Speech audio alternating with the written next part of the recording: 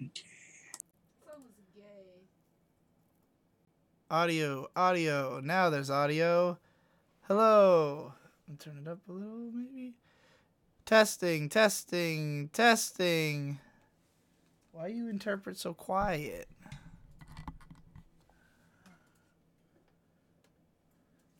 How is this loud enough, guys? Do you need it any louder? 'Cause it looks like it's picking up really quiet for some reason. Test. All right. Well, there's still not very many people in here. Okay, now we can get with the show. Indeed, we can. Welcome to the live stream where I do talking to people. You come in, you ask me questions, or we have conversations or something. Typically, there's more people, and they're asking questions. But because otherwise, I have no exact plan of how to go about the show. Unfortunately, I have never had time to sit down and really consider if there's any other way to do a patron exclusive live stream than as a Q&A. And every time I've never had to confront the issue because I've always had enough questions that it's lasted the entire show. So I've never had to confront the reality of if I had a show where I didn't have questions to answer for the entirety of it, you know? But that's what I'm confronting right now, as no one has asked any questions, and there's still apparently only 2 viewers. I don't know if I've just done a really terrible job at notifying. Let's do an at everyone. Actually, isn't Wada the one mostly pushing for questions? Wada hasn't even been around for the last couple of these. I mean, he was actually the one pushing for me to not do questions, because he was saying that it was like there was not usually enough, because basically to require you to ask things is requiring you to participate. This is not just a one-sided affair of me being like, oh, I'm just producing content for everybody. It's like if it's a Q&A that's live, it has to be a participatory event, but that requires people to invent unique questions, which is not necessarily easy. People are asking if you should ask. They're asking in the chat. Okay, hold on. This is good. Fucking with my mind. It's better to ask the questions on the YouTube chat because that is preserved in the video. And also, like if I have to answer a question that's from the Discord, it will look like I'm responding to nobody. Though I can read the questions out from here if you just want me to do it. Like, you know, Owl1373 asks, do we just ask questions here on the channel? Just curious. And then I can answer. But, you know, it's literally on screen if it's in the YouTube version, as you should be able to witness yourself. Though perhaps you don't want your question to be witnessed. Maybe you would even prefer I not read your name. You can send me questions anonymously via PM if you want. And, you know, it doesn't matter to me. Point is that I have a way to read the question and preserve as much of the conversation as possible, you know, because personally I hate watching live stream recordings when they don't have a chat, which, I mean, YouTube has fixed this now where it now will just have the chat. In fact, I don't even think I need to have the chat on screen because I'm pretty sure that YouTube now has a function that will just show the chat at the time that it was happening. So it might not even be necessary to have this on, like, literally in the video, though I mean, it helps anyways because my camera does not record in 16:9 aspect ratio. So it's actually just filling in the space left, you know, next to my camera. So maybe it's fine this way. It looks kind of neat. But yeah, because it's such a participatory thing, and that, like, the reason I wanted to do live streams that were exclusive to the Patreon is because I really enjoy doing Q&A live streams. I love answering questions. I love talking about myself, obviously. And if people can find angles for me to talk about myself that I didn't consider, then that would be interesting. You know, if somebody's like, hey, what's your favorite fucking peanut butter and jelly sandwich? There's a chance I'm going to go into a 15-minute rant about that I never really considered before, you know?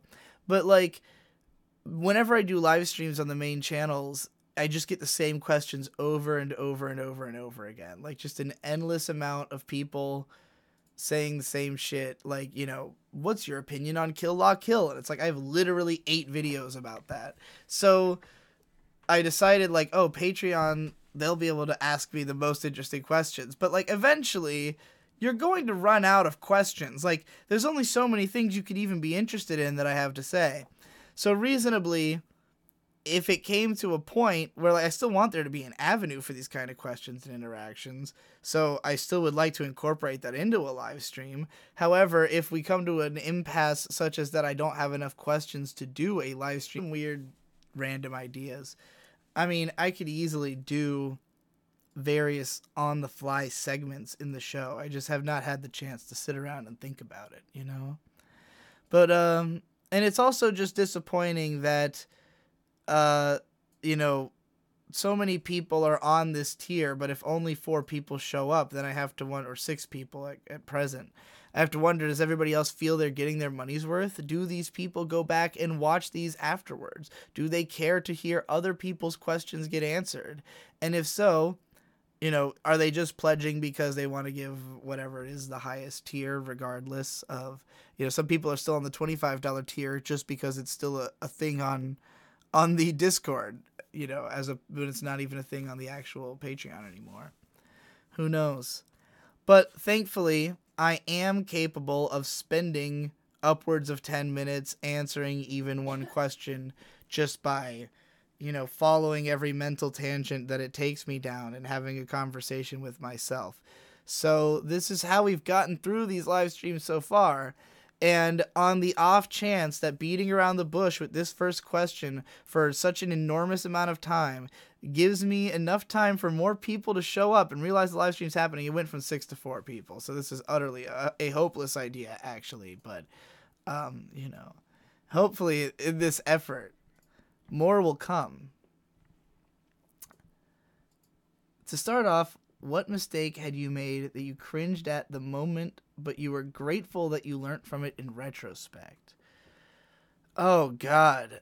All that's coming to mind is horrible, cringy moments that I learned nothing from and feel terrible about. I can't think of one that in retrospect I was glad it happened. From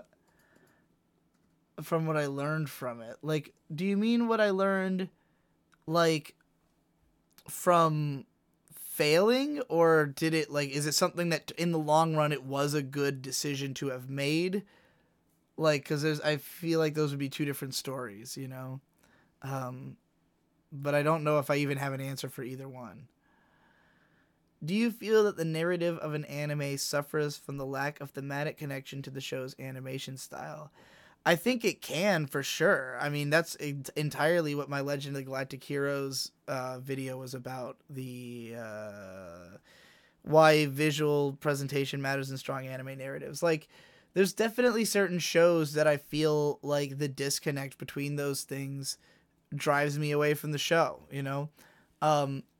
Be the Beginning was a recent show. I guess this wasn't really a case where the aesthetic didn't match the plot so much as that the plot had 2 different elements that I did not want to see together. Because one major element of the plot was like a police procedural drama, and the other element is this weird, like, Chunibyo teen angst, like, kids in clown makeup running around fighting. And while the action scenes were really good in that storyline, they deteriorated as the show went on, and it became like, it was just, I didn't want to watch a bunch of people in clown makeup fighting when I was supposedly watching a serious cop drama, you know? It was just like that difference in those 2 design elements. Like, it was just a difference between a show I wanted to watch and one I didn't, but they were trapped in the same show, you know? There might be some that pledge that much without any reward. That is true. There definitely are. But, I'm pretty sure there's more than only 6 people who pledge for this with the reward in mind. I mean, like Wada, for instance, who I'm pretty sure is still on this. Maybe he's not even on this tier anymore. Maybe that's why he's not here. Like, we were worried about his schedule, but maybe he's not even here. But there were other Europeans in the chat, so it's not as though he's the only one I do account for. But, you know, I want to watch the past live streams. I'm just a bit busy at the moment. I've never gone back and actually watched any of them back myself. I have no idea what they're like to watch back, but you know, it's a lot of random extra Digibro content for anybody who wants it, you know. Denial says, well, I might as well ask something. Yes, you might as well ask something since you're here and no one else is doing it.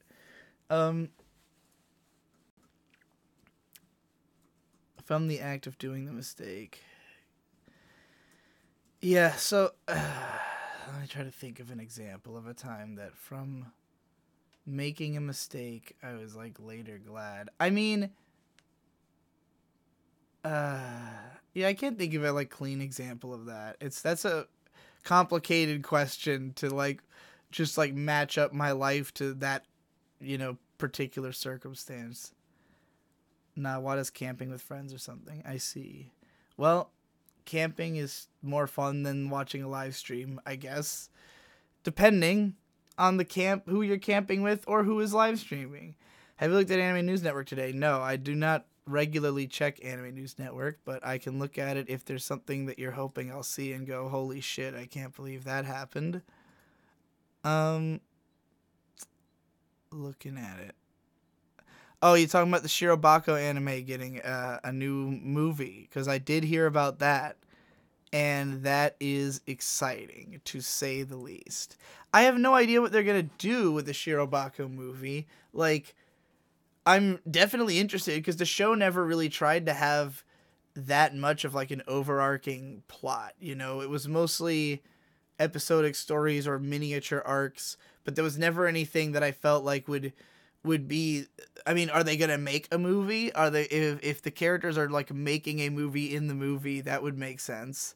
And they could explore why it is that studios are so adamant about making movies now, and, you know, the use of their IP and all that. So that would be interesting, and that's what I'm going to assume they're going to do. That's my prediction, is your digi prediction of the day. Denial says, what the heck, my question didn't show up. Weird. Type again. Maybe it got filtered. Dude, is there... Let me check if there's any words in my filter.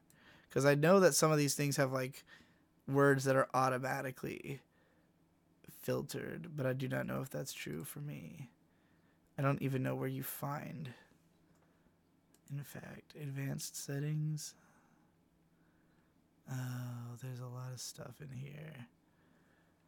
I don't even know where the filtered words list for streams is. So, never mind.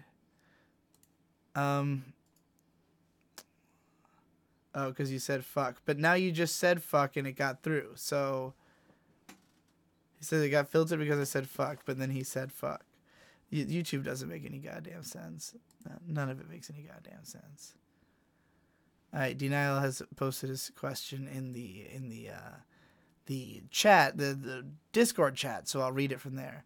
Aside from the time May did it, when was the last time you brushed your teeth? Also, why the fuck don't you brush your teeth? Oh my god, it's disgusting. Okay. Aside from the time May did it, I don't remember. I must have brushed my teeth one time with you, right? I think one time you ate a nut. Oh, like, yeah, I had consumed, well, that was when you brushed my teeth. You know, Yeah, it might have happened another time. But, like, wait, no, you puked. oh, I threw up and then brushed my teeth afterwards to make them not disgusting, I guess. Yeah. So that time, the reason I don't brush my teeth is that I have never developed the habit of doing it. It's that, okay, most people have some form of routine in their lives through which they pass, like, brushing their teeth on the way through it. You know, because nobody, like, enjoys brushing their teeth or goes out of their way. Well, okay, that's not true. I know some people who enjoy it. And it can be soothing. I remember one time as a kid, I brushed my teeth 4 times in a row just because I thought it was fun. Like, but then I wouldn't want to do it ever in the morning because I was fucking, you know, it was morning time. And I just, like, I never brushed more than once in a day. My parents, like, struggled just to get us to even brush once a day.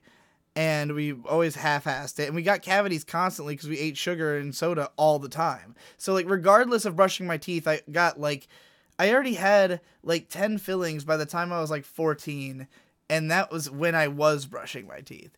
Then I stopped brushing my teeth, and like there was a period where I just didn't even get one, so I was just like, well, it doesn't make a fucking difference, like, you know.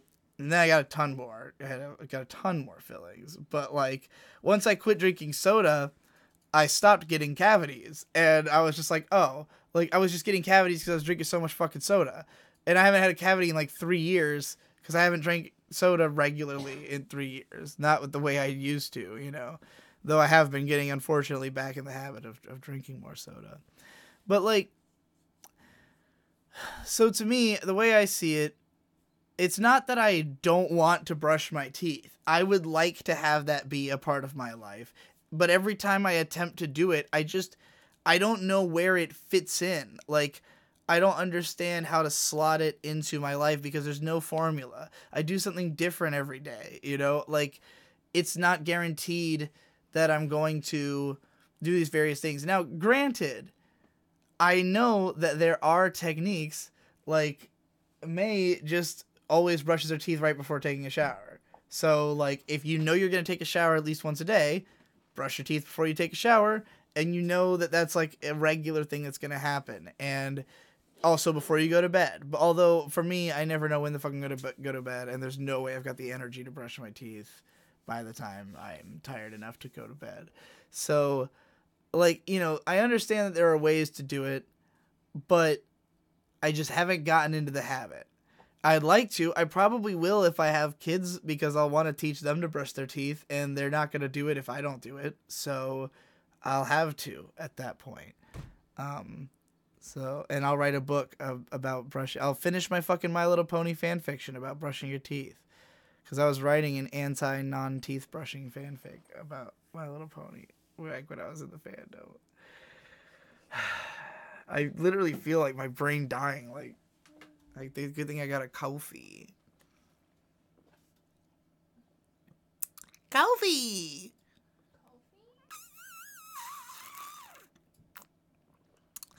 Green tea!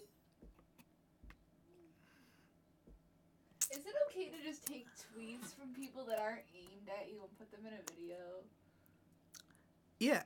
It's okay just to, like, have them in the video, just, like, there's people complaining, like... That's what every article does, okay. ever. I know, but I do it in my videos. Contact them, right? Be like, Are you gonna contact the creator of the movie, the anime film that you are filling your video with images of? No, but I really hope he sees it. He'll come in his pants. He's on YouTube. He has a YouTube account. He probably Coffee! will see it. Oh my god, that'd be so cool. Green tea! One day I hope to get invited to his house so I can see his film that nobody's seen. That'd be so cool. It's like a dream. Coffee! I'm really stoned. I'll go back to editing this. I'm sorry. Green tea! I'm just trying to get a perfect loop of coffee and green tea. You keep interrupting me in the middle of it. I forgot you're in a live stream. It's so embarrassing.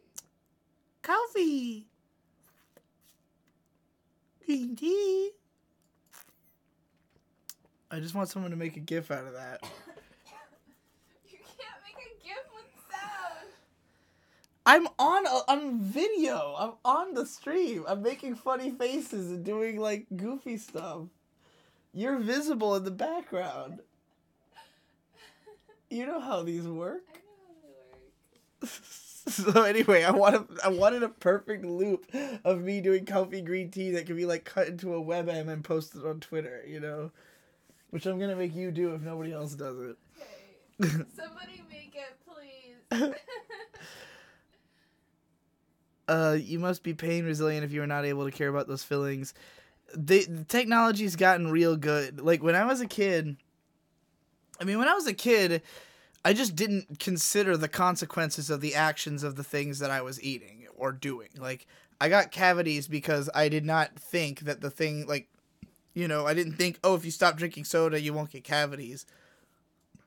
I just, you know, was not thinking of it in that way. But as an adult, cavities are not so bad anymore because the technology has gotten really good and they do it in like half an hour. It doesn't even hurt. You're just in and out and you're like, I can continue doing whatever the fuck I want now because you fixed the problem. You know, like, I guess I understand that over a long enough term, if you don't take care of your teeth for long enough, they will degrade slowly in quality, as happens to every part of your body. And it'll just happen faster if you're not taking good care of them.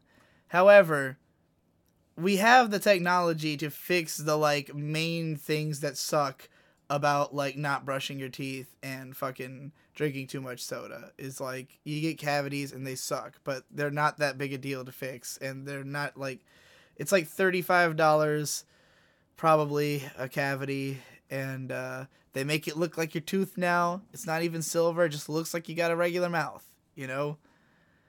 So it's just, there's just not, I guess the world has not done a good enough job convincing me that I need to brush my teeth, especially because I think that dental, like, hygienist practice is, like, an extremely bullshit field. Like, dentists get paid like they're doctors when most of what they do is cosmetic. Like, they're mostly just trying to make people look good. It's not really about health, but they market it that, like, oh, like, just so you know, having really bad plaque could kill you. Like, your teeth are connected to your brain. And it's like, yeah, but it's not like people were running around fucking dying of plaque constantly up until dental hygiene was invented. I mean, I'm sure there was a lot more of them dying of that. Like, I'm just saying that you're not going to scare me into thinking that I have to brush my teeth every day or I'm going to die, you know, because you want to put braces in my fucking mouth and make me have to wear a retainer for the rest of my life and give you thousands of dollars for the privilege, you know? Fuck dentists. Anyway.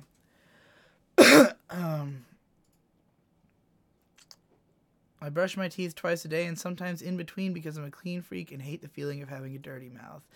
I understand the desire to not have a dirty mouth. I don't like having the feeling of, like, a film over my teeth that you sometimes have when you wake up and, like, you've got that just, you know, gross mouth feeling, which is probably when most people go to the brush their teeth, but I cannot stand that feeling so much that I want it gone before I get out of bed. So I just grab, like, a sheet and just fucking rub my teeth.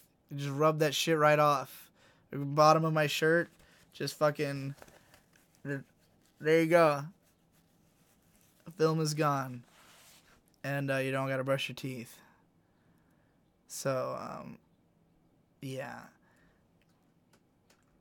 Coffee, green tea. Alright, question for both you and May. How do you feel about this weirdly bipolar weather lately? I'm kind of used to that because I've lived here all my life, but Digi hasn't been here that long. So, how do you feel about the weather? I am hyped to go to Virginia Beach. Well, Virginia Beach is like... Okay, Virginia Beach has really bipolar weather, and, like... It was 80 there today when I checked. Yeah, oh no, it'll be nice there right now. Yeah. But, like... So I'm just saying that, like, the idea of weather being, like, a total clusterfuck and all over the place is normal. I think that's pretty much the entire upper East Coast of the United States is like that. It's just... But, like, you know, it was really nice when it was nice for a couple days, and then it was really shit when there was suddenly, right when Toricon happened, like, a massive fucking shitstorm of fucking ice. And then it was nice for a couple days again, and now it's shit. It's currently shit outside. So, yeah, I mean, I'm just waiting for it to be consistent enough that we can, like, go out and do things, like, be, you know, not have any concern. Like, we can make plans for the next day and be confident it will not be shit outside that day. But we're going to take a trip to Virginia Beach on the 1st through the 5th to record a bunch of music videos with Victor. And in that time, we'll be down at the fucking beach. So, you know, gonna get my fucking suntan going. Probably gonna cut my hair. May's about to dye. May's about to dye her hair blue tomorrow. Oh god, you spoiled it. These guys, there's like 5 people in here. Well, They get the insider scoop. It's always better to have some people who already know. You know? Yeah. Somebody's like, I saw the ship go down. You want there to be the one guy who's like, oh shit, but you also want there to be the guy like, yo, yeah, y'all finally find it out for the first time, and I know this shit for months. Unless it's a case like have I told you of the worst betrayal of my entire life related to Dark Souls 3? I don't remember if I told the story. I might have at the time, but I will again. When Dark Souls 3 was coming out, it came out in Japan way before the US, like a couple months before. And I was extremely I've never been more hyped for anything than I was for Dark Souls 3. Because I don't let myself get hyped for shit. Like, I try to avoid hype. I always say, like, high hopes, low expectations. That's my motto. And with Dark Souls, it was like, I hated Dark Souls 2, but I had not played through all the other ones until like right before 3 came out. So like in the months leading up to 3 coming out, I finally played through them all. I was like, these are the greatest games of all time, and 3 looks amazing. Miyazaki's directing it again. I'm sure it'll be good. Like, and it was. However, there was like, I wanted to be like on board for Wave 1 finally, because I'd been watching my brothers and my friend Donson play this game since 2009 when fucking Demon Souls came out. Like, I've been watching these guys play these games for so long, and I never got to be on the hype wave until fucking 2015, you know, or 2016? When did Dark Souls 3 come out? 2016, I think. So finally, after like 7 years, I want to be like day one, because all those guys are real competitive. They all try to play the game, like beat it first, or like, you know, find secrets before each other, or just talk about the stuff, like, because they'll all play, the way I usually would have played a game when it came out is I'd play like 5 hours and then never touch it again. These guys are going to blitz through this thing as fast as possible, and I'm not going to be able to keep up with the conversation, and I'm not going to see anything for the first time by myself if I talk to these guys. So, we all got to play it at the same time.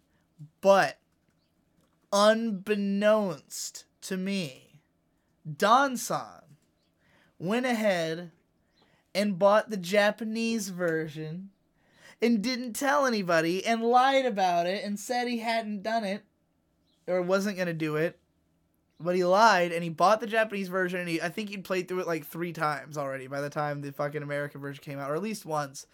And I was so pissed. So when the game actually came out in the US, I was the first one to rush through it. Like, I got through it before Vic and Shade and Donson on his US play. But he had already betrayed all of us and fucking seen everything. And I was just like, you fucking motherfucker. Yeah. Anyway. Make a WebM. Yeah. If you used to write fan fiction, do you remember having a favorite fan fiction? That's a good question. Not really. I don't think I read that much of it. Like, because when I wrote fan fiction was when I was really young. And, like, I had discovered fanfiction.net, and I think I just, like, maybe read through a few stories, but like most of the stories that were like influential to my writing of fanfics were bad, and like I think I even knew that at the time, but it was kind of like reading stuff that was so low level made me think, well, I can write that, you know, like I can write the same thing that guy wrote and do just as good. So like, you know, the kind of fanfics I would usually see would be either like just the main character fights a bunch of the bosses, you know, or like it's a bunch of characters having sex with each other, like pairings and stuff. So that was what I wrote. And so I just like basically wrote the same bad fanfic everybody else was writing, except mine were fucking touched in the head because I'm an insane person. But like the most I remember enjoying like fanfics were in the Brony days, because there was a lot of really talented like writers in the brony community, and really of every art form. Every art form had amazing brony talent that stuck around about until they realized that their fan base was complete fucking morons for the most part, you know, aside from the few who were making it all worthwhile. But, you know, when you get big enough in the brony community, you eventually are going to meet the bronies, and you're gonna go, oh geez, I should get out of here while the getting's good. Like, I don't regret this, but I will get out before I do, you know. But anyways, The Day My Beard Turned Into Pinkie Pie was a good fanfic. Trying to think, Tom wrote a good fanfic about fucking Scootaloo or something. I'm trying to think of another one I really liked. I remember, Vinyl and Octavia University Days. That was probably my all-time favorite, because that was just like, it's just a long Yuri story. Like, Vinyl and Octavia University Days is just a, like, lesbian college girls story where the main characters happen to be horses from My Little Pony. But, like, otherwise, it's just a really solid rom-com that, like, probably would pass my test of my, like, 6 things I want from anime romance pretty well. And I made a video about it way back, and, yeah. Okay. Back to reading these things that I was reading. Where the fuck was I? Okay, dentists are evil. To be honest, I don't remember last brushing, but after a cavity, nothing happened to my teeth. Yeah. I don't know how much you watched of Gintama so far. Do you have a favorite episode and comedic gag so far? My favorite episode is the Smegma episode, because Smegma is the funniest concept in the world, and also it's a big Nazca reference, and I love Nazca. So yeah, that would be my favorite. Also, the toilet paper one with the sandpaper, because that was the one that introduced me to the show. I've seen 160 episodes or so of season 1. So, and then like 2 episodes of season 3 also, just because it was airing at the time and I felt like checking it out. And the show is mostly episodic, but yeah, those are the ones that stand out in my memory. I mean, it's been a long time. I watched Gintama in like 2009, so that's why I don't talk about it, because it's been so fucking long. But you know, I remember really, really loving it, so I'd like to get back and watch it again at some point.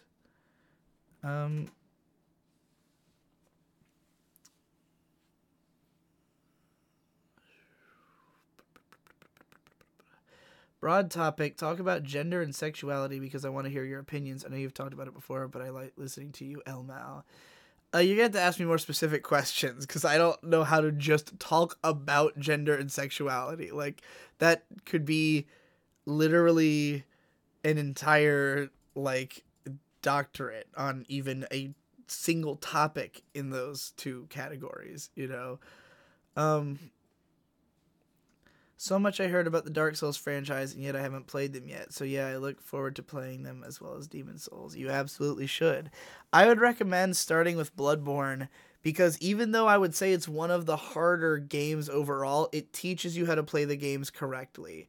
Like, the best way to play the Souls games, I mean, you might have already heard about this. You might have seen fucking H-Bomber Guy's video about that. So, I'm not gonna fucking hammer on about it. If you haven't, you can watch that, or you can save yourself an hour and a half, because I just told you what he says. What point he belabors for an hour and a half. Somehow. Sorry I keep, like, looking distracted and clicking away. It's because Cider is, like, telling me about how some people are, like, robbing his house and shit. Or they have been robbing his house. And he caught them. It's like some old guy, apparently. Anyway. What the fuck is happening in this world? Oh boy. I've learned not to get hyped for things since the Hobbit film adaptation was released. It wasn't even that it was shit. It just wasn't the shit. Yeah, I mean, Yahtzee had a great thing about this. Like, yeah, I wouldn't say that I, like, got this philosophy from him, but he explained it really well. That, like, if you watch something, if you're hype for something and you watch it and it's good, then that's fine. But if you watch it and it's bad, you're going to be disappointed. If you go in with low expectations, the possibilities are either that it's bad and you got exactly what you expected, your feelings are not hurt, or it's better than you expected and you come out feeling great. So like if you go in with lower expectations, you will always come out the victor, you know? Like I mean, it can be satisfying, I guess, when something that you were hype about comes out and is actually good, but I also think that people tend to let their own hype like blind them because they don't want to believe that the thing they were so hyped for turned out to be shit, and that's difficult for me. Like that is a really heart-wrenching feeling to realize that something, that you dedicated so much energy to being excited about was a disappointment. So it's just not worth it to me. Anyway,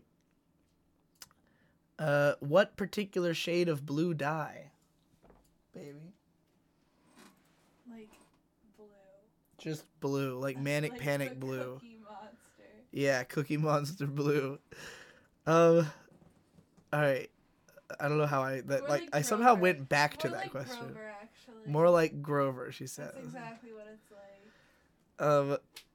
All blues are just measured in Muppet likeness in this world.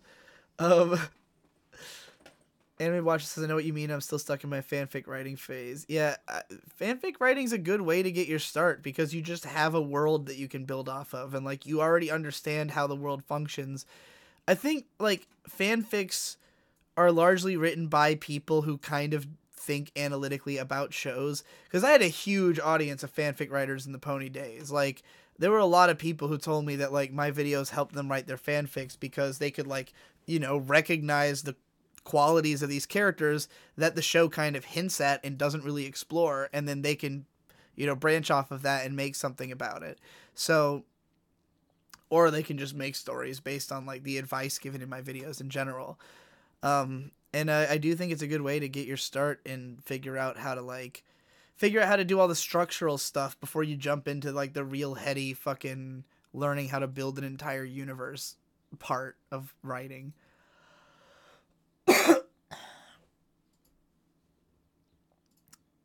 Reading over some of this chat. I think my love of Yuri actually spawned from university days. Yeah, I mean, it's very classic Yuri. Like, I would say that is, I mean, it's a lot like Girlfriends, and I wouldn't be surprised if it was inspired by Girlfriends. But it's like college-aged version. I mean, I don't know much about the author. Maybe I don't know if it's like, if their own experiences were anything like it or not. But, it's just like it's what the best rom-coms are. Is just like detail two characters' current situation. Why is their relationship going to help them both be better people? And then let's watch them get together, if it's, a happy romance, that is, which is what I, would describe a rom-com usually as. What year did you binge the most amount of anime? Oh, fuck. What year did I binge the most?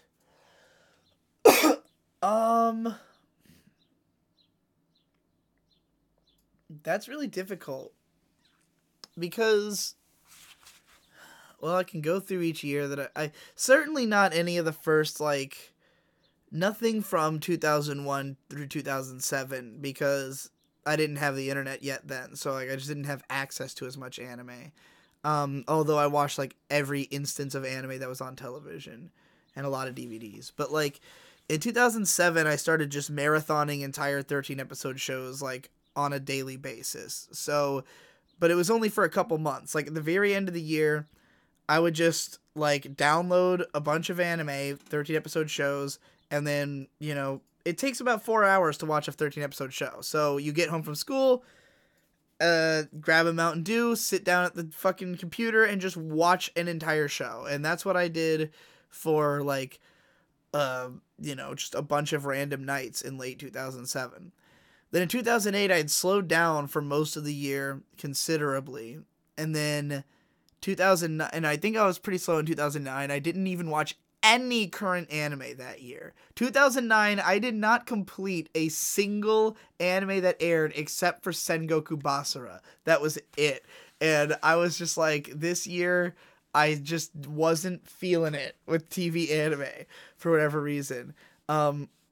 but I turned that around in 2010. I know I watched a shitload of anime in 2010 because that was the first year that I tried to do like a I have seen everything so I know what's good kind of thing.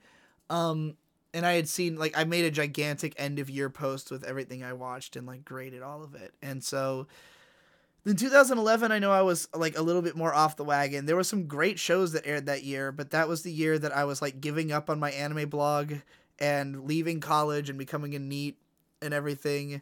So I was just kind of not doing much of anything at that time. 2012, I got into Pony and wasn't watching anime at all. Same goes for 2013.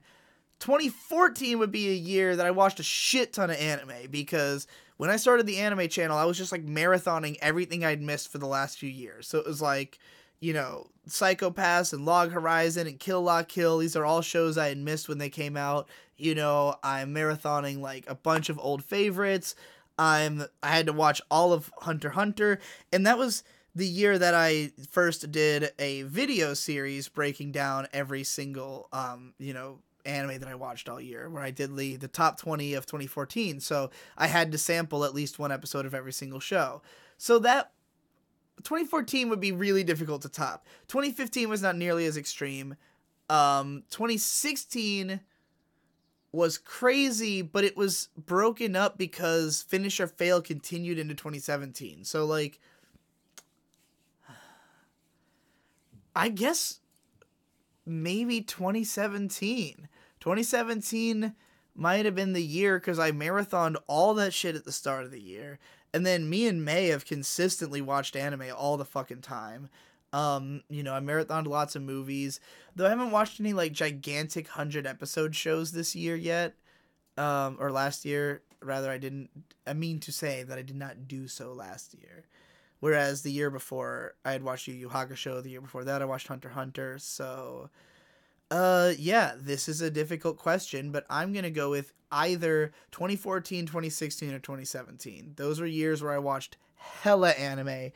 And 2018 is, you know, it's going to be another big one. I mean, whereas in 2016, I tried to watch everything before a relatively early point in the year because I wanted to do my end of year list before it was totally irrelevant. And now I don't give a shit because it being relevant didn't make it like explosively more popular.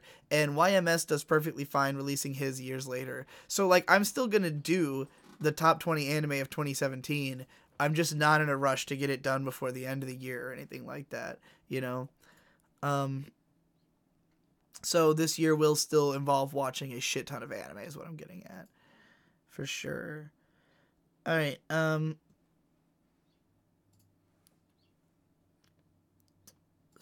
you won't regret watching all of Gintama. It has the characters and setting to justify the long airing time. Yeah, I know Gintama's perfect. Now it says, alright, in that case, how many genders are there? I mean, I have no idea. I literally do not know. I don't know who decides that. I don't know where I could look that up and get an accurate number. Like, I mean, what does Wikipedia say? What does the dictionary say? I have no fucking idea. What is the current number? You know? Anime Watcher says, yeah, thinking of trying Bloodborne as well before Demon Souls, blah, blah, blah. Let me just redo all this. What's the best snack food to eat during a movie? Doritos or popcorn? Between those two, during a movie, popcorn. Both of them are too crunchy to eat during a movie, honestly. But, like, popcorn will melt in your mouth and everything, give you that nice buttery feeling that feels good when you're in a dark movie theater. If you're at home, no popcorn. Popcorn sucks at home. I don't understand eating popcorn at home. Because it gets stuck in your teeth, and that's all you can think about. I mean, that's true in the movie theater too, but you're in a dark room, so you can just pick it out. Nobody's looking at you, you know? It's not difficult. You're not interrupting your fucking J.O. sesh to fucking pick shit out of your teeth, because you're trying to eat and J.O. at the same time. So, you know, Doritos are preferable for eating and J.O. at the same time.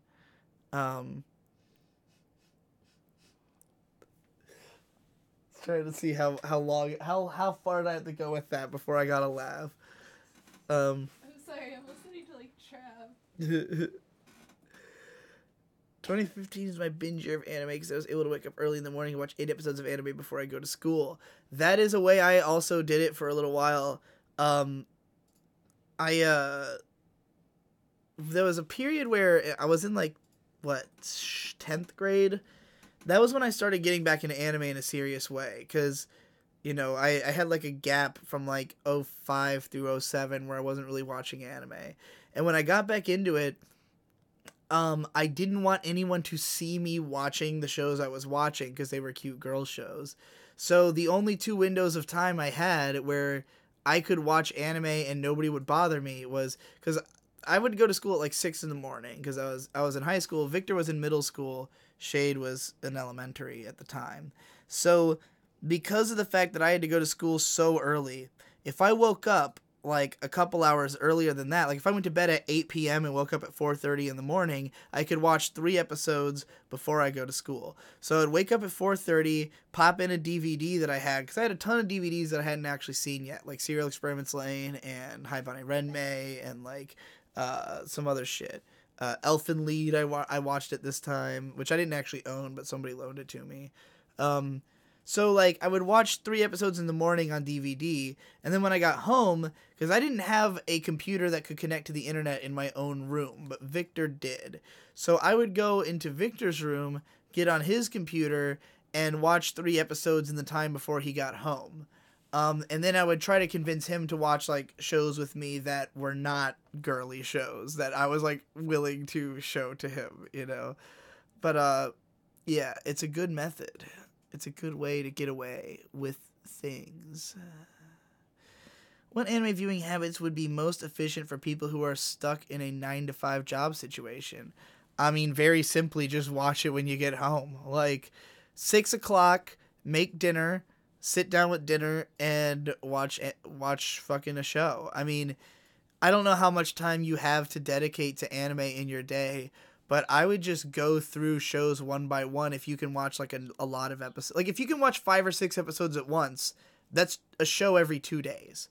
So, you know, like, my parents will marathon, like, long-ass fucking TV dramas by just watching, like, 10 episodes a day, which are, like, an hour long a piece. So these are fucking serious marathons, but they'll sit there, like, on Saturday and just watch a season of Game of Thrones. And then the next day, they'll watch the next season of Game of Thrones. And then the next day, they'll watch the next season. Because it's just, I mean, it's engaging. If you have nothing else planned, then why not just do that all day? It's more fun than whatever else you're going to do, you know? But, like, until you run out of shows you want to do that with. But my parents, when they got into, like, marathon mode, they just churned through, like, literally every major drama that was on TV in the last 5 years.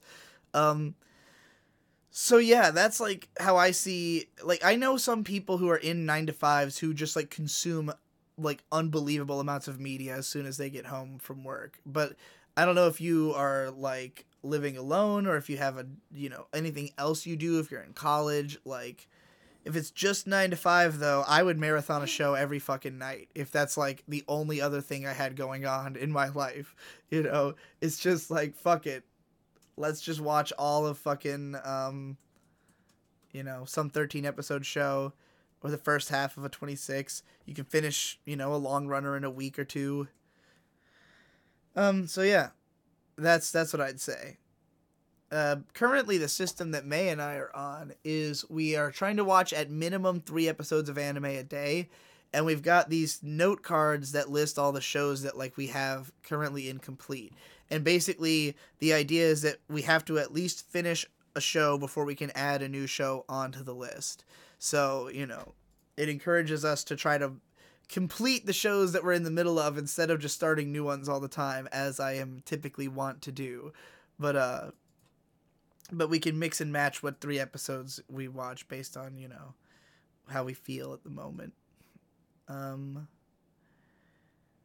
haven't already forgotten about your yet-to-be-made top 20 anime in 2015. Yeah, what about my yet-to-be-made top 20 anime of 1991 that I was working on as well, back in 2015, which is why there was no top 20 anime in 2015, because I was too busy trying to do 2001 and or 1991 and failing. Yeah, 2015 will still happen. I mean, literally all that is required for me to do one of these is to have confidently seen all the anime. And, like, I'm not going to do any list until I've reached that point.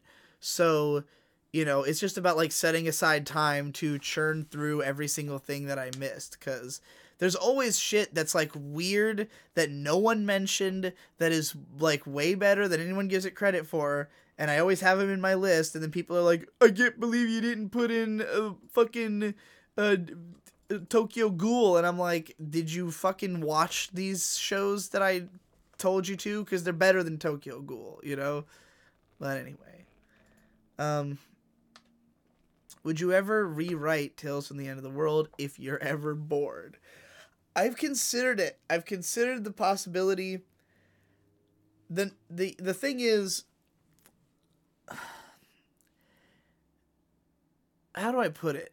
The universe of that story has always been extremely mercurial, to the point that it almost feels like it doesn't really exist in any significant way. Like, even though that story exists, and, like, if I was going to rewrite it, it would just be a different book. You know, it wouldn't be...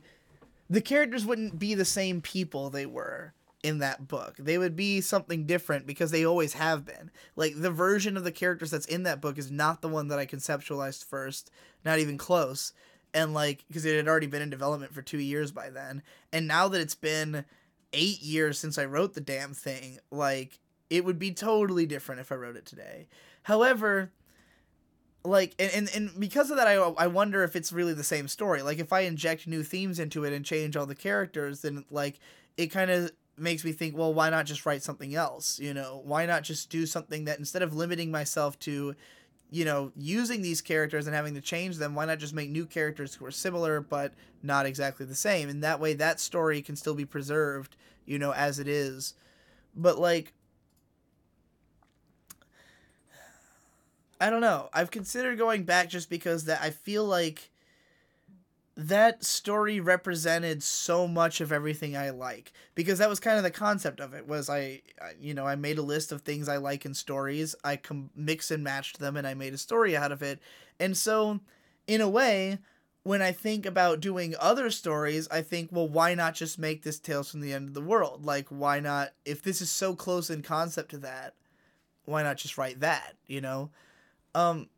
So it's a difficult question. I don't know if I'll end up rewriting it. It really depends on if I have another idea. The reason that that novel got written, whereas none of my other attempts did, because that was far from the only idea that I had for a novel that I was working on at the time. I had literally dozens, and all of them I considered equally important.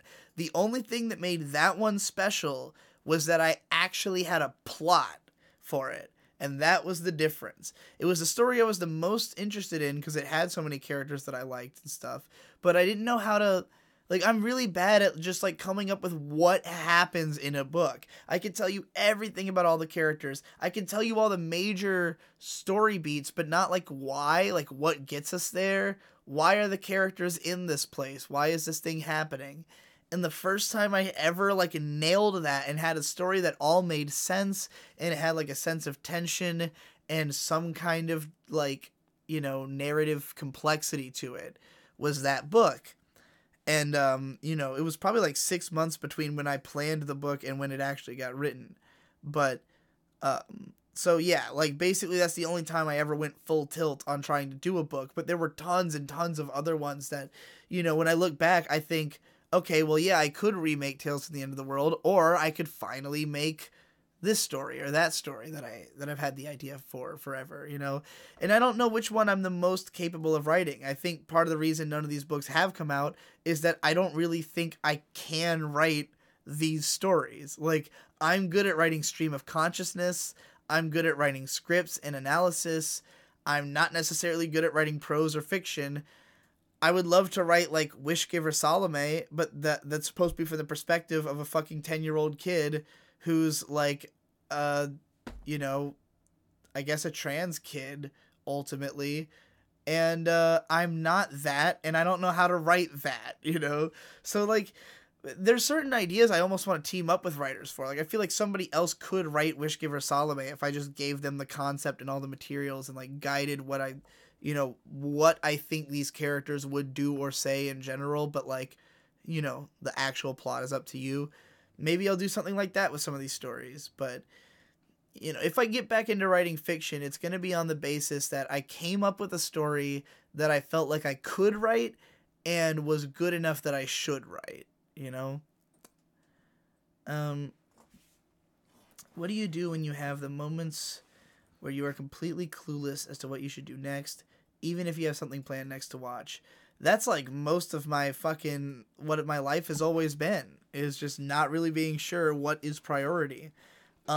Find ways to make a decision for you. Like, for instance, there was one period where one of the permutations of Finish or Fail that existed once that I've been meaning to bring back. I want to do this as a video, and now that I think about it, I'm bringing Finish or Fail to the main channel with my main video, so maybe I can make a sub-series that is this concept. But, on my blog, there was a period where I decided I would do Finish or Fail by year, where I would write down every year into a hat, and then, like, mix it up, grab a year, and then I'd have to watch something that was on my, on hold list from that year. And I had chosen, like, one show from each year that I, like, most wanted to watch. So I pulled out 1989, or 1990 or something, whatever year it was, and I got, Nadia, The Secret of Blue Water. Watched the whole show. Thought it was really good, aside from the parts that were really bad. And, yeah, that was the last one I did. That was the only one I did. But it's a great idea, just...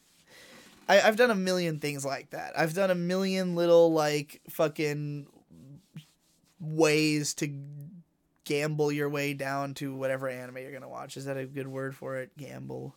I don't know. Finishing a 13th episode in all one day is a magical feeling I haven't discovered until recently, so I'm at odds with my anime viewing and my creative work. Any tips on preventing your analytical work from becoming pseudo-intellectual? Just don't say anything you don't know what the fuck you're talking about. Like, pseudo-intellectual... I mean, people accuse me of that all the time, and I don't know how to, like, fix that. Like, I use big words. I don't know what to tell people. Like, I don't use them wrong. I just use big words sometimes because I know them and they communicate the points I'm trying to make. But, like, what I would consider to be pretentious, if that's what you mean by pseudo-intellectual, is, like, if you're talking about shit you don't know about. Don't write about fucking, like, the hero's journey and all this shit if you ain't read the book, or, like, you get a lot of those videos that are like the Nerdwriter clones, but whereas with Nerdwriter you at least have a sense that he probably has read whatever philosophy book he's tying, or Idea Channel for that matter, who would always like tie a philosophy book or something to some random fucking pop culture thing. Those videos, even though they can probably be accused of being pseudo-intellectual, I just thought of them as intellectual, because I'm pretty sure those guys have read those books and know what they're talking about. And, like, the stuff they're saying, it's not... I mean, you could accuse it of being pseudo-intellectual in the sense that it's not really that deep or interesting to make these comparisons to these shows. Like, it's not going to deeply enrich my experience of the show to know that it kind of is like this philosophy book, I guess. But, like, unless it will, but rarely does it. It's usually more of like a trivia kind of thing. But, like, if you're talking about it just because you know that it's the case, like, for instance, if you were to go on about Ergo Proxy and, like, all the philosophers that are in that show, but you haven't read the philosophers, it's like, well, I don't, like, you're not telling me something interesting about this. Just, talk about what you know. Don't try to work in every little thing that you think you have to talk about if you don't actually know anything about it. Have you seen all Studio Ghibli films? As for me, the ones I haven't seen are Only Yesterday, When Marnie Was There, The Tale of Princess Kaguya, My Neighbor the Yamadas, and The Wind Rises. I have not seen all the Studio Ghibli films. However, I will tell you, you should watch all of those movies. I haven't actually seen My Neighbors the Yamadas either, but I intend to watch it soon. The Wind Rises is possibly my favorite movie of all time. It's up there with Ponyo. It's like tied. It's like Ponyo and The Wind Rises are like the two like titans of the Ghibli canon for me. Pon Poko is also really fucking good, and I fell in love with that recently. I mean, a lot of them are fucking phenomenal. Like Princess Mononoke, fucking Nazca, Spirited Away, Totoro. These are all like borderline 10 out of 10s, but like I would give Ponyo and The Wind Rises like my, my big 10 on campus kind of thing. But there's a bunch of them I haven't seen, actually. I still haven't seen Whisper of the Heart, Porco Rosso, Up on Poppy Hill, fucking Cat Returns, My Neighbors the Yamadas, none of the short films that Miyazaki did. So, yeah, there's still a bunch I have to watch. But all the ones you named that I've seen are good. What is the biggest mistake you have ever made in your life? The biggest mistake? This is a really difficult question to answer because whether or not you've ever made a mistake in your life is really a matter of perspective. Because if I were sitting here feeling like I had fucked up my life really badly, I'd be like, man, the biggest mistake I ever made was when I took the fucking job at whatever. But like, because I'm sitting here feeling like my life is great and everything is going good, can I call anything a mistake? Like, everything I did led me here. If I had changed certain aspects of my life, I wouldn't be here. Like, maybe I would be more successful or have more money, but I wouldn't have May and I wouldn't have this career, and these are the things that I wanted the most. So it's difficult to conceive of anything that happened as a mistake, because sometimes I like reminisce about my life and I'm like, oh my god, if I had done this, I could have like fucked 1 million girls in high school, or if I had done this, I could have fucking been rich by this point. But would I be happier in those circumstances? It's difficult to imagine because I'm the happiest I've ever been currently, So I don't know. I don't know what the biggest mistake I ever made is. Why do people online tend to not... I guess the fucking Mario Odyssey video. Why do people online tend to not get analytical terms such as symbolism, deconstruction, or any other similar terms correctly? It's because I think that, for one thing, these words all sound like they mean something, and so you just kind of assume that they do, but they don't necessarily mean the thing that they sound like they mean. And then also there's the fact that people just throw these words around so much that people are bound to hear them before they hear their definition. And eventually you're just going to make assumptions about what they mean. Or if you see enough people misusing it, you're just going to take for granted that that's what it means, Most people don't look up every single word that they hear, in the dictionary or like extensively research it. All right, big serious question time. Are you down with pegging? Pegging is when it's two dicks inside of each other's dick, right? That's docking. No, pegging is butt play. Butt play? Yeah, I'm down with OPP. Yeah, you know me. You know what I'm saying? Is that a thing? Okay. In your We Have Accepted Mediocrity video, I believe you called Angel's Egg an art house masterpiece. I first saw it last September, and no film has gotten close. How many times have you seen Angel's Egg, and would you say it's something you would watch again and again, or something you won't go out of your way to see? I will answer you again later, because the reality is I've only seen Angel's Egg once in 2008, and I did not get it at all. I watched it, I thought it was cool. I thought it looked beautiful. I love, the style of, fucking, goddamn it, Vampire Hunter D, Final Fantasy. All around me are familiar faces, worn out place. What the hell is his name? That guy? The guy who did the Final Fantasy character designs. Oh, what the fuck is his name? I don't know. I don't know why I can't remember right now. I say it all the time. Anyway, I love his artwork.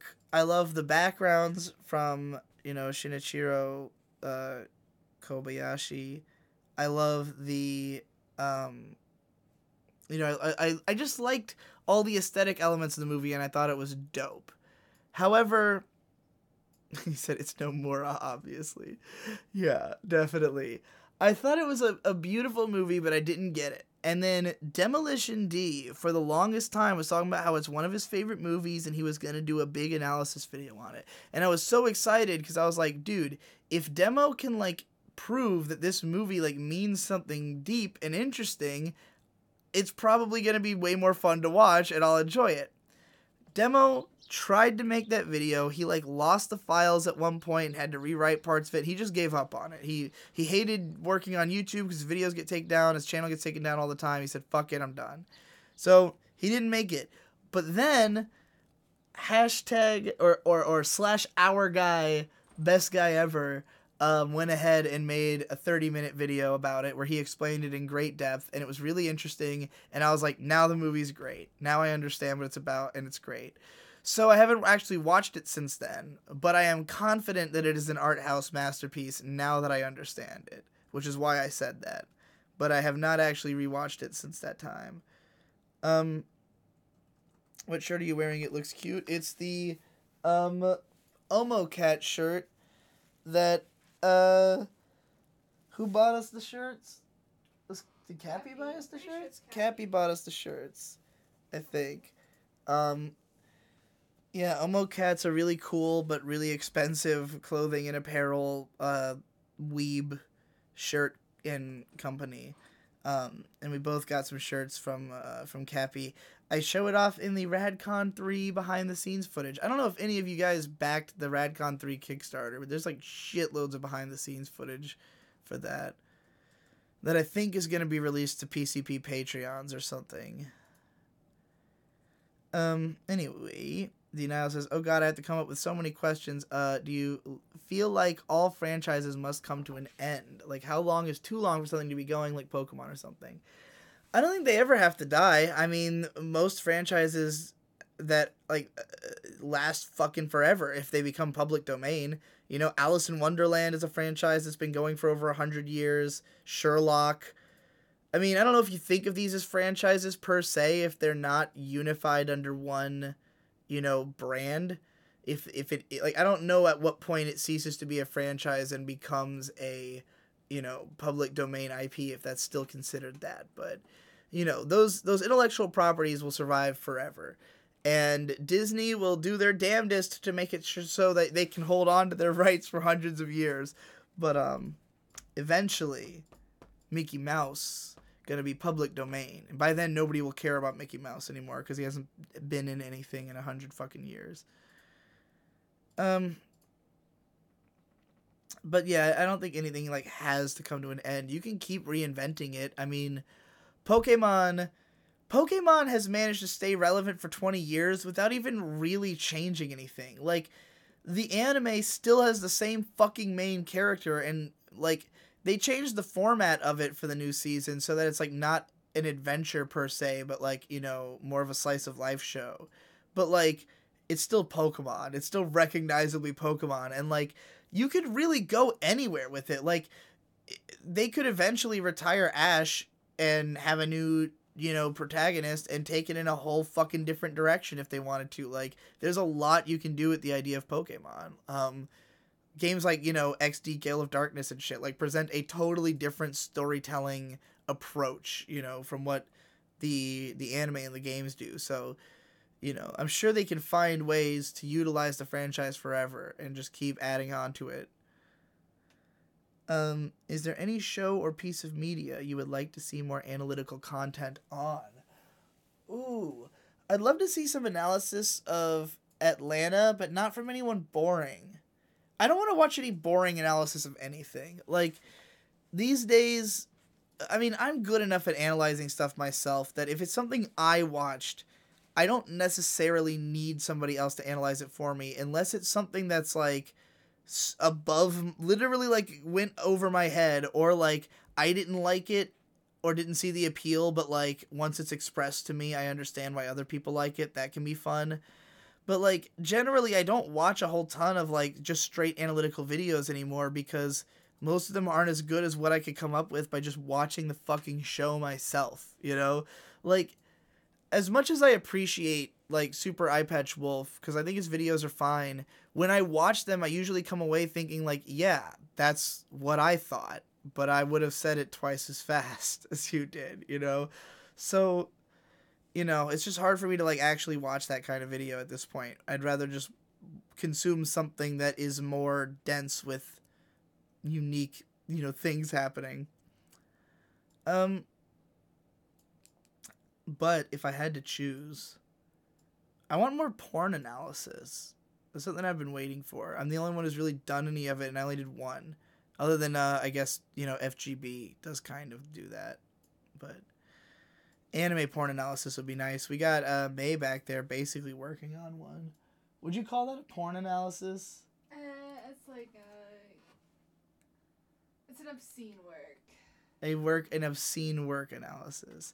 May is currently putting together her first video, by the way, back there, which is great, and I really like it. She's doing a proper anime analysis video, and it's about a movie called Midori, and it's great.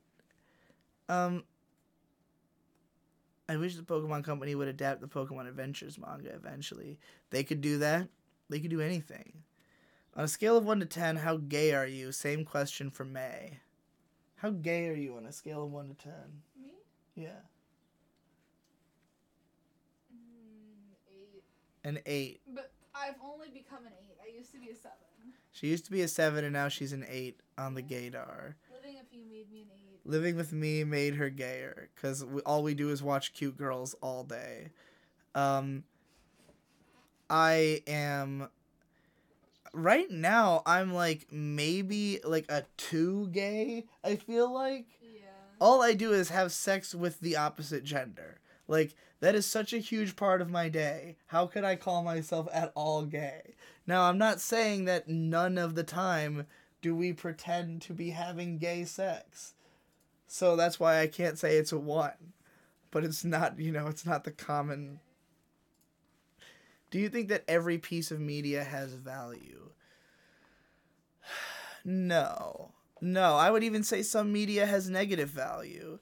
Because if you, let's say that you, like, spent 50 hours working on a short animation that you post on YouTube, and you do not ever do anything involving animation again, you are not satisfied with it, you think it's shit, you do not pursue it further, and nobody watches it, and you wasted money on it, and time, and ultimately there are other things you could have been doing at that time that you recognize you could have been doing, I think it's hard for you to make the case even for yourself that it was justified, that like this piece of media has value. If anything, this piece of media has literally taken from the world. It's taken from you and it's given nothing, you know? So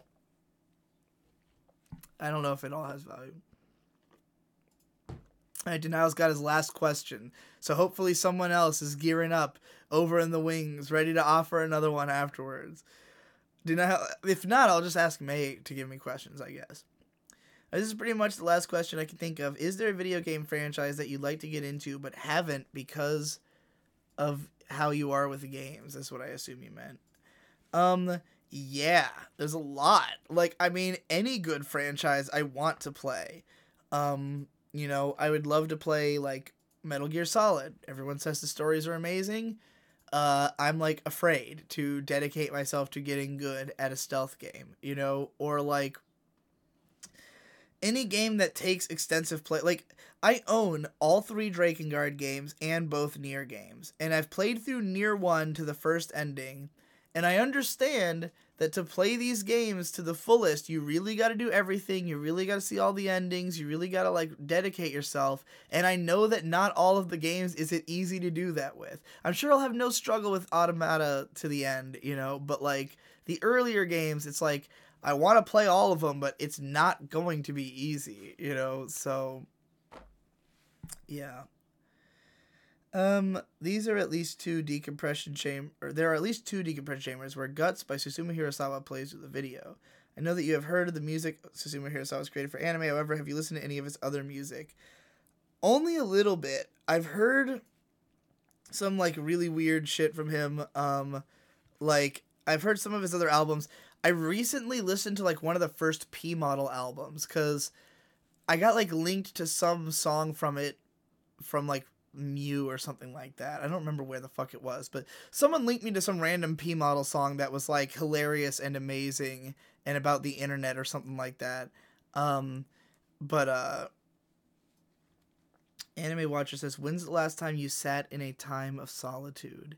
Do you mean literally just like when was the last time I was alone at all? Because that would be earlier today, because May was at a bridal shower and I was here by myself. And I did a rap. But if you mean like when was the last time I like, hello darkness, my old friend, then that would probably be back when May was working at Target and there was like a couple of days where I just decided I was done with living in the world until she got home. So I just like laid in bed until she got home because I was like, I don't want to do living by myself today anymore. So like I'm just gonna lay in bed until she gets back. But that has not happened since, I don't think. I've run out of questions. Will you ask me questions? Did you know that child porn is legal in Africa? I did not know that, but that's interesting. Yeah. Any questions from me? Yeah. Anime Watcher says, how far are you in Berserk? The same place I was 10 years ago, which is at the end of volume 31. You got any questions for me, Babu? No. You don't got any questions? I can't even think of a You can't think of a single question? Sarah says, what's your opinion on Digimon Tamers? I started rewatching it today, just last watch as a child because it's done by Chiaki J. Konaka, and now it feels a lot more ominous than I recalled. I haven't seen any of it, unfortunately. I've only seen the original show back when I was a kid. But I do want to watch it for the same reason you just said, because I've heard it's good, and I want to watch both the first season and Tamers, because the first one's supposed to be really good, but... Are there any movies you're interested in at all? Any movies I'm interested in, like, seeing? Yeah, that are coming out this year. Isn't there something in theaters right now I wanted to see? Didn't something really good just come out? And obviously not the fucking Ultimate War. That came out, like, today. Let me look up movies in theaters. Oh, what the fuck is out that I wanted to see? Isle of Dogs. Oh, yeah. Isle of Dogs is out. That's the only movie. And Pacific Rim 2 is out. I haven't heard anything about that yet. I think it's out anyways. I hope they didn't release it against fucking Avengers Infinity War. That'd be good. That would be fucking retarded. Anyway, okay, now I'll ask May one. How much would you pay to see Stalker X and Digi in a boxing match? Me versus Chris Buttman. Oh my god, it'd be really funny because he told me he was like a boxer. That he was a cage fighter. He was really scrawny. He's like, I used to be a cage fighter, and I'm like, in high school he said that? yeah, and I'm like, how could he have used to be a cage fighter in high school? Yeah, he's not a cage fighter, and I'm like, yeah, right. How? So literally how? I would pay like $100 to see that. Kick that guy's ass.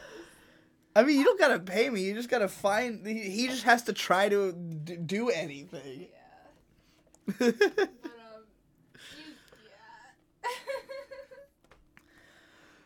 What's some very obscure manga you can recommend that aren't in Manga Monday? Oh boy, let me go ahead and go to my manga updates profile, because even though I haven't updated it in years, the only manga I've really read in the last few years is stuff I've covered on Manga Mondays. Like, part of the reason I started that is that I'd gone a long time. I kind of go through phases with manga, because the problem with manga is that, like, not that much of the kind of shit that I actually would want to read actually comes stateside or gets even gets translated, because most people just want to translate stuff that they know people are going to read. So anything that has an anime, anything that's in like a really popular magazine that people care about, or like is getting hype by the Japanese fan base, But, like, there's tons of weird, obscure little offshoot Japanese shit that I think I would like way more than the mainstream stuff, and it just doesn't get translated. So, like, because of that kind of disappointment that I can't really read the stuff I want to read, I've never been able to get hardcore into manga, and I've always kind of just thought that when the day comes that I finally do learn Japanese is when I will become a manga guy, because it'll be like, I can read whatever I want at that point, and I intend to do that, because I intend to go to Japan, you know, eventually, to live. So yeah, but anyways, in my most recent manga phase has just been since Manga Monday started up, and I've only read a couple of things since ending it, and if I wanted to talk about them, I'd make videos. But some of my old recommendations, I would definitely recommend Onani Master Kurosawa. If you haven't read it, it's a masterpiece. It's a doujinshi series about a guy who, it starts off as a Death Note parody about a guy masturbating onto random people's stuff at school, and it becomes like the most heartfelt fucking coming of age story in the world. It's amazing. Tokyo Akazukin, which is the most disturbing manga that I love, which is about Little Red Riding Hood constantly having sex with random guys trying to find one who can eat her, and if they can't, then she murders them horribly, because she's actually like an ancient monster, Lovecraftian horror. And it's just like a really violent, pornographic, insane fucking manga that I enjoy a lot for its art style. Drawn by Tamaoki Benkyo, who also drew the Blood the Last Vampire manga and some fetish stuff in the 90s. Let me look over my list again.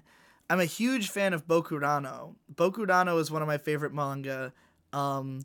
It's a really fucked up manga about, like, and the anime is very different. So if you've seen the anime, it's different from the manga. I don't really know how, because I haven't seen the anime. I just know that the director of the anime literally hated the manga and changed it considerably. But the manga of Bokurano is just like an entire class of children have to pilot this unbelievably massive mech and fight against mechs from other dimensions. They're like protecting their universe. And basically one at a time, each of them has to pilot it, but when they pilot it, they will die. And so basically you learn about a character right before they die. It's crazy, intense, and most of the characters are really dark, fucked up backstories that are like, that just explore, you know, stuff that I find interesting. So, like, you know, fucking underage prostitution and shit. So, yeah, it's some dark, fucky shit, but I like it a lot. And, you've got King of Bandits Jing is also one of my favorite manga that I have been reading since I was a fucking little kid. I've never talked about it, but it's just like crazy ass artwork.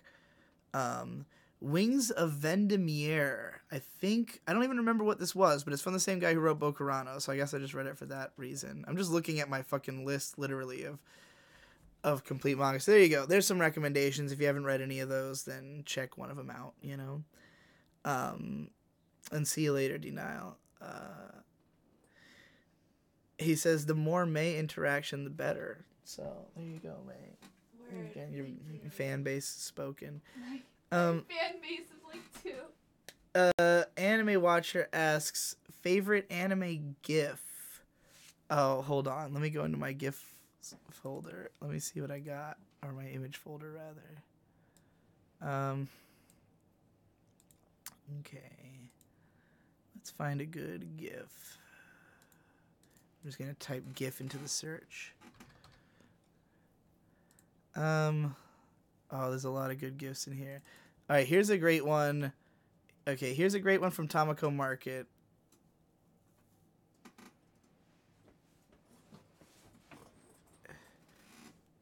Oh, I thought she was turning around to watch for a second. We've always got the classic chugging whiskey, what I think is Girls und Panzer. Why do I have like some Canon toolbar on my fucking Internet Explorer? What is that about? This is just one of my favorite GIFs in general. My dick felt it. My dick. So fucking good. We got... Wait, I already showed that one. This one obviously is not like... This is a classic GIF. I think it's from the Stony Cat and the whatever fuckboy, and I just like the edit, you know. This would work. This would work on me. Is what I'm saying. You got a good Sharo here. Yeah, it's not like favorite tier. Oh, this little dance. This is from the ending theme of Problem Children Are From Another World, Aren't They? Baby. But it is a legendary dance sequence. Your mom responded to your comment about the Virgin Digibro thing. What? And how you said you fucked more than 11 times a day. Oh, what did she say? She just put an emoji. She put like a horrified emoji. Why did she even see that? Your mom probably stalks you. You're probably the only person she checks up on. But to explain this situation to you guys, because it is funny. Let me help. Can you hand me your phone so I can read that tweet chain? Because that tweet chain's hilarious. Okay, so we're just gonna leave Dancing Girl there. So this guy called Woken Atom Bomber 64 said, upon further research of Digibra, I decided to make this and see how he compares to the True King. And it's the Virgin versus Chad meme, but it's the Chad is Demolition D and the Virgin is Digibro. But he gets all kinds of like, I mean, his stuff about me is just like the usual shit, and it's whatever. But his stuff about Demo, it's funny because some of the stuff he praises Demo for is stuff that is also true about me. This guy just doesn't know it, you know? But the funniest one was that he said, has fucked a girl 11 times in one day. And I was like, well, I've definitely done that before. So I responded, for what it's worth, I have fucked a girl more than 11 times in one day. Because I thought that was hilarious. This guy responds, I like how that's your only issue with it, which means everything else is correct, El Mao. And I was like, okay, this guy is not willing to take his L. So here we go. I said, no, I just found enough comfort in that one to not care about the rest. Again, just trying to, I think this is hilarious. He says, apparently not if you care enough to announce it to someone with 63 followers. This was where things got interesting to me. Because this guy's putting himself down. He's like, oh, I've only got 63 followers, so you talking to me at all is proof that you, like, care a whole lot. And I'm like, you're a human being. I don't care how many followers you have. You're just another human that I'm talking to like anybody else anyone who made this, I would have responded to. So I responded, do you measure your worth as a human in your follower count? Do you, by admission of this tweet, consider yourself worthless? If so, that's a downer. To which he responded, in quotes, I don't care, and then in whatever, types nonsensical paragraph every damn time El Mal. At that point, I realized this guy was literally too stupid to argue with, because he called it a nonsensical paragraph, which means he's literally too stupid to know what the fuck I'm talking about. But my mom responded to the, I've definitely had 11, for what's worth, I have fucked a girl more than 11 times in one day. My mom responded to that with a horrified emoji. Or at least an astonished one. That's fucking hilarious. It's a lie. Here, baby. I think it just goes to show that guy doesn't know that it's that like 11 times in one day is not an insane number. Like, it's not an impossible sounding number to me. Yeah, like, fucking a girl 11 times in one day doesn't sound like some insane feat to me. But whatever. Have you read Zanuff the Butcher? It's a one-shot. I have not. Glad to see your sex life is doing well. Yeah, it you know, it's like when you live together and you're both internet creators, you're basically looking at each other constantly. So the temptation is always there. Like, when are you gonna be not tempted, you know? Maybe you got any more questions for me? These guys are out of questions again. Oh, except I forgot to answer, when did you read Bakuman 2014? Like, towards the end of 2014. I don't know why you wanted to know that. What'd you do when I was gone? What did I do while you were gone? I made a song. Yeah, that's it. I made a song and did PCP. Yeah. And that was like literally up to the like PCP ended, I went to the bathroom and you came home basically. So you know. Who do you think gets laid more, you or Nate? Me, absolutely. Nate has a normie job. Nate not only has a normie job, but he will prioritize things before fucking, which I will not. Which is the opposite of us. I mean, consider RadCon. Like, I was not sex is a priority. Like, not only was I not the only person at RadCon who is in a relationship, I was not the only one who could have afforded to bring their partner. Like, I mean, Munchie was within driving distance of Kaze. He did not go to see her once in the time he was at RadCon. But to be fair, he did see her afterwards. Well, yeah, he saw her before and after. But I'm just saying, like, during that week, he was willing to go 7 days without, being in front of her, even though they were within driving distance. Nate could have brought Michelle with him and got a hotel the same way I did. But he is okay with a life where he can go 7 days without sex. Oh, that's adorable. But, like, I refused to go 7 days or 10 days or whatever without it. Like, I was like, there is no fucking way I will do RadCon if it means I can't fuck for 10 days. Like, that's not happening, This is what I live with. Like, this is my life. This is what you are like, too. Me too. I'm really happy. You were like, I'd rather sit in a hotel room for 10 days than sit at home. I would understand if you were like, I'm not gonna, like, get mad at you if you just said, like, this is what I have to do. But I would not have said that, though. I would never have said such a thing. Anyway, was there a question you were about to ask me or something? Or did you already ask me? I asked you what you did today and you answered. Oh, yeah. Somehow turned into... Well, that guy asked me who I thought got laid more between me and Nate. Do you have another question for me, though? Because that was the only new one they had. Was the only new one? Yeah. Eventually, I'll try to come up with, like, things other than Q&A to do in these live streams, but... Yeah, no, Q&A is good. Q&A is definitely good. It's only good if you have questions, though. No, it's good. What are you most looking forward to unveiling to the public? What am I most looking forward to unveiling to the public? Probably the entire ending section of the Finish or Fail video that Devu's working on. Yeah. So I don't really want to spoil the surprise, though, so I don't want to talk about it too much. Just know that, like, the video that Devu's working on is significantly different in format from anything I've done on the main channel and is indicative of what I intend to do with the format going forward. So, at what points in the One Piece manga were you at when you made the video on the series?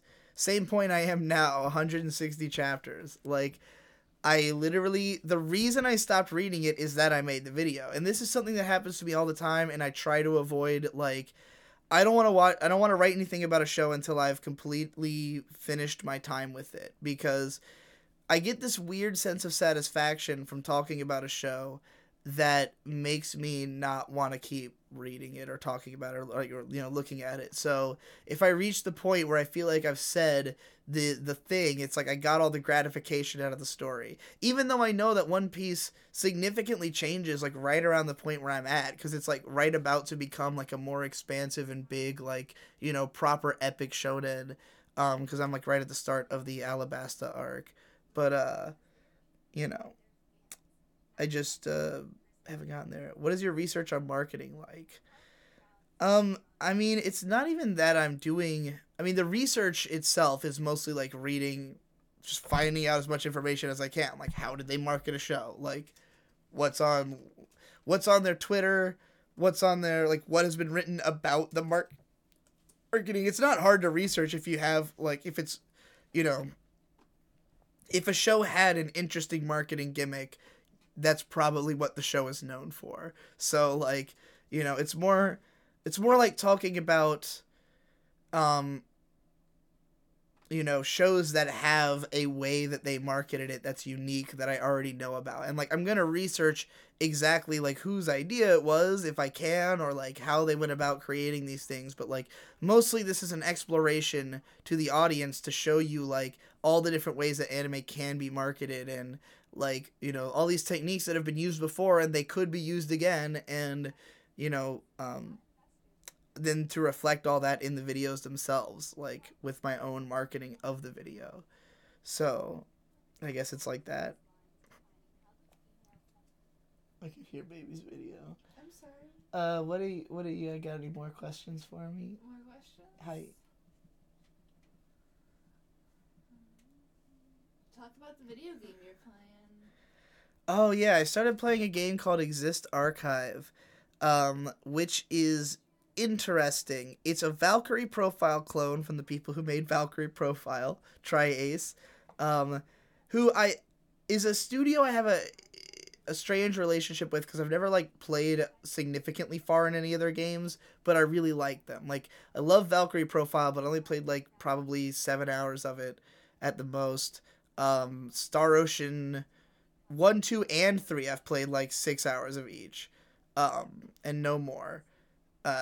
Radiata Stories, fucking what else did they make? Try Orchestra, their offshoot might have made Radiata Stories.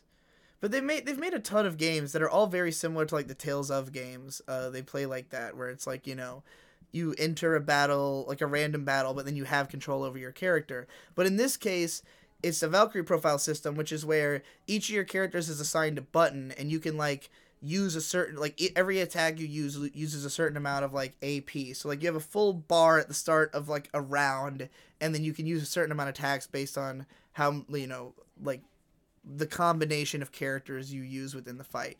It's an interesting system, and it's also funny to me because of the fact that Valkyrie Profile was like a cult hit from the late 90s on the PS1 that not a lot of people necessarily remembered, but it became famous for being so expensive. Like that this game is like $70 to $100 for a long time, and it was hard to come by, but like collectors were really adamant about it, and that kind of gave it a reputation among like the famous RPGs of the PS1 that more people played it.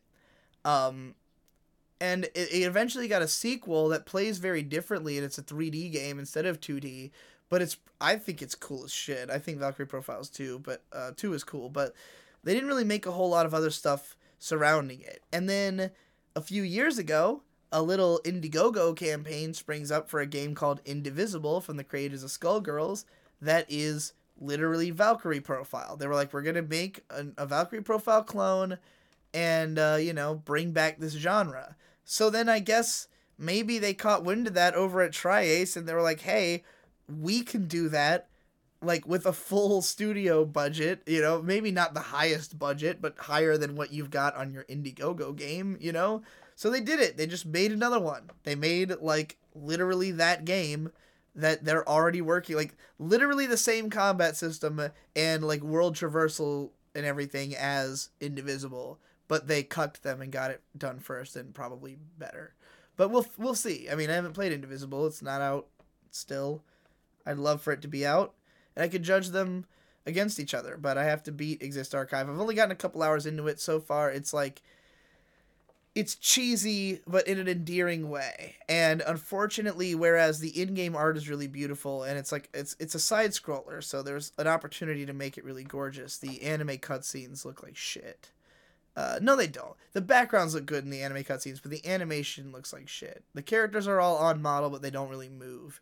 And it's like, why not just render it all in game? It looks better anyways. Also, it's like kind of a platformer, but the platforming mechanics are kind of shit. So, anyway, I recently listened to your interview with Endless Jest. You've called him your best friend. I don't know if you said that in an interview. You just said it before. Do you still consider him your best friend? I would say so. I don't think there's anybody I'm closer with than Jesse. If anything, he's more my best friend now than ever before. Because, like, at a time when I was becoming more distant from my friends and hanging out mostly with the PCP, that was when I first started calling him that. And now that is more true than ever. Because the only other, May is my best friend, like, by any standard, by far. But, like, I don't know if you would qualify her as quote unquote a friend, but like, obviously you're my best friend. But like, You're my best friend too. Outside of May, Jesse is probably like my second best friend, just because he's always been the person who I like admire the most and feel I understand, like, that we understand each other the best of anybody that I know. You know, we come from a very similar kind of mindset about a lot of things. Just we approach it very differently. But like and you know, he hates YouTube and I like working on YouTube to some extent. But anyway, given the newest video on your main, was there any real negative stuff because of this Bardock thing? I have my doubts. What do you mean by real negative stuff? Like, what do you mean by that? I mean, there was negative stuff in that we got fucking attacked constantly for days. Yeah, I don't know what you mean beyond. Yeah, like what could be worse than that? They can't really, like, unless they send us like. Yeah, unless they send us like death threats. I don't know what you mean by negative stuff though. What script did you have trouble writing the most? I mean, there's lots of scripts that I had trouble writing and therefore they are not done. Like, they never got made. Like, there's scripts where I just couldn't figure out how to make it work. I was trying to write a video about Made in Abyss at the end of last year. Before I developed the script for the great anime director who time forgot, I was working on a Made in Abyss script, and I just literally could not make it gel together the way I wanted it to. Like, the point was not coming together, and I gave up. So in terms of scripts that actually got published, the one I had the most trouble writing by far was the aesthetic is narrative video. That was the one. The reason that video is the way it is that I kind of just ended up combining all the approaches that I had thought of into one video. But like, I had 5 different ideas for how to start it, and it was hard to fucking do. It took like a week to write. What's the important things to keep in mind when decorating your otaku hangout? No white space. I mean, if you look at the reason that my room is the way it is that when I first got into anime fandom, when I got into like otaku shit, like not when I first got into being an anime fan, but when I first got into otaku shit in 2007, like reading Genshiken and fucking like learning all this stuff about Akihabara, I would follow the Danny Chu blog. And Danny Chu is like a lifestyle blogger who had all this crap about otaku lifestyle, and he would let people submit posts and images and stuff. And they would do these otaku room compilations where it would just be like, you know, some tiny ass little Japanese room completely covered in posters and figures and crap. And like, this was just common. They would do these posts like once a week. So I wanted that. Like, I wanted the otaku room. I wanted to have everything totally covered. But like, my rooms have always been so fucking big that I couldn't do it. This is the first room I've had that's like properly covered, though I didn't do the ceiling. And usually in an otaku room, they do the ceiling. But this ceiling is shitty, and I didn't want to have to do it on there. Wait till I fucking have a house that I can fuck with more. Okay, what script did you already read that? I think it's how other people outside of your fan base perceive you. With real negative stuff, I mean stuff from companies, not people angrily typing shit. So stuff that can actually affect you outside of a purely emotionally level. No, Bardock did not succeed in getting me like banned from any companies. I think he's a fucking idiot for thinking he could do that. Like, I don't know why he thought that accusing me of being into like anime lollies would get me blocked from Crunchyroll, you know, which like makes its money on anime lollies. Like, I think he's just a guy who goes around starting shit with people to promote himself, you know. He had his Twitter deleted at the time. I've learned more since making that video, because at the time I accused it of being him advertising his Twitch stream.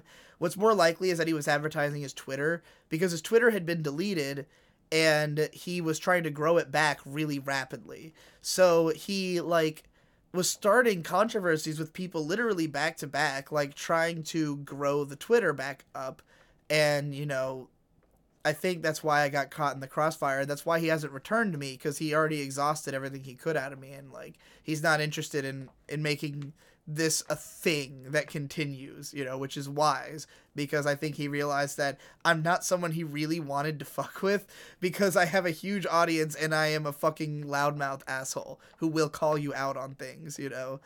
So I think he's avoiding any further confrontation.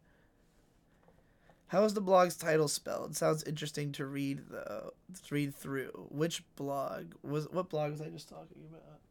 I don't remember. I don't either. Oh, Danny Chu. You don't want to read Danny Chu. It's not interesting at all. It's literally trash. But it just at the time was like, this was like a very time and place thing. Danny Chu is like an empire now. Still like an otaku lifestyle blogger, I guess, but like it grew to be something very different from what it was at the time. Okay, I think I answered all these questions. Maybe you got another question for me? Is there anything you're looking forward to watching this season? Looking forward to watching this season? Let me go look at the season. Looking forward to watching. I'm not looking forward to watching Steins Gate Zero.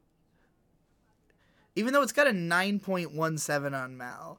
So people seem to be okay with it. Everybody's watching it, that's why. But I've heard that it was not good from some people.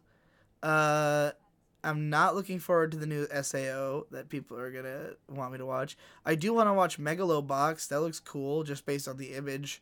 I don't know how the show actually looks. Same goes for a few more of these, actually. Mm-hmm. Like, there's a lot of stuff that, like, the picture looks good, but I have no idea what to expect. Literally, I think everything this season is bad, except for what we've watched. Like... I mean, I have no idea. I'm not hyped for anything. But maybe something's good. I mean, it's not good to be hyped for anything, as we've gone over. Yeah, it's true. Oh, man. So, Fooly Cooly Alternative has, like, a 7 on Mal. Bad. Definitely looking forward to whoa, what is this? Tachibanakan Triangle. This is a bunch of here, let me get this in the shot here. Look at what's going on here. Whoa. What is this about? Is this a Yuri? When Natsuko Hanabi went back to her hometown to study in high school, she thought that she will have a new wonderful life. But Tachibanakan, the dormitory she was going to live in, was not what she expected. I hope that means to say it's full of lesbian, like, drunks. Because that's what it looks like it means. So I guess I'm looking forward to that show. For sure. Let me get the chat back open. How would you prefer characters to be animated? I have no idea what you mean by that. Like, the way that Studio Trigger animates them is, I guess, the best answer I could give you for that. They animate them characters real good, and they look real cool. Alright, we're getting close to 2 hours here, and we're running low on Steam. There's only 4 people watching, and nobody's asking questions anymore. If anybody has any final questions, you can go ahead and submit them now. Baby, do you have any final questions? Not really. No final question? No lasso. Well. Alright then. I don't think anybody has any further questions, unless they're just taking a while to type them out. So, if that's it, thanks for coming out, everybody. I had a good time. Any ideas for this year's big end project? This year's big end project? I don't know what you mean by big end project. I will be doing a huge fucking project for most of the year, so I guess the big end project will be the How They Marketed series that will still be going by the end of the year. Do you think technology has made the quality of films and shows better overall than in the past? I would say so. I'd say it's opened up possibilities to make the quality higher. I mean, like, visual fidelity is just better, and therefore you can do more. You can have a higher range of color possibility, and, you know, like, you couldn't make the Lego movie without technology, and that movie's good because of, in many ways, the technology used to make it. So, yeah, I'd say the possibilities have opened up, and you can make more, better, you know, there's just more possibilities, basically, is what I'm saying. So that's always better. And you can still do all the stuff you could do in the past, you know. Anyway, thanks everybody for coming out. That's it for this live stream. We'll see you next month. I'll try to incorporate something beyond just a Q&A so that we don't have this problem of not enough questions or having to stretch it out and ask May and everything. Sorry, I wasn't very helpful. No, you were plenty helpful. You asked me like more questions than anybody else in the chat except for Anime Watcher and Denial. Anyways, thanks for coming out, guys, and I'll see you in the next one.